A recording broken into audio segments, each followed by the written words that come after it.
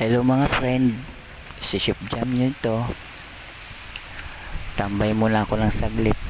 Magpapahangin lang ako. Medyo maganda ang panahon eh. Ganito nga minsan napapagod din ako minsan, kaya ito ganito napapagod ako. Magkakapi lang ako, minsan magpapahangin lang. Ganon talaga ang buhay natin. Minsan naisip ko nga sumuko na, bumitiw, ay umayaw, pero hindi pwede. Kasi ang lahat ng ginagawa ko hindi para sa sarili ko, kundi para sa pamilya ko, asawa ko at anak ko. Kaya nga ganito lang ang buhay ko. Matatag tayo. Kasi dumaan tayo sa lahat ng henerasyon na pagsubok. Bata pa lang ako, halos na pasok ko ng lahat ng klase ng trabaho. Pero hindi ko pinagsisisihan ang pagiging mahirap ko.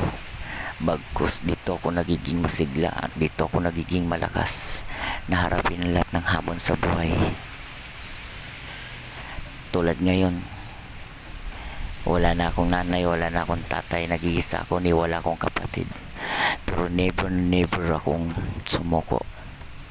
Kaya itong tinatayuan ko, kahit lupa lang ito, patuloy akong nagiging matatag.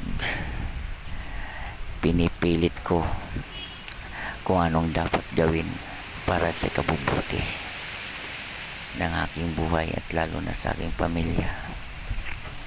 Mahirap isipin ang mga bagay-bagay, pero talagang sadyang lumalapit ang mga panahong nalipas na sa'yo.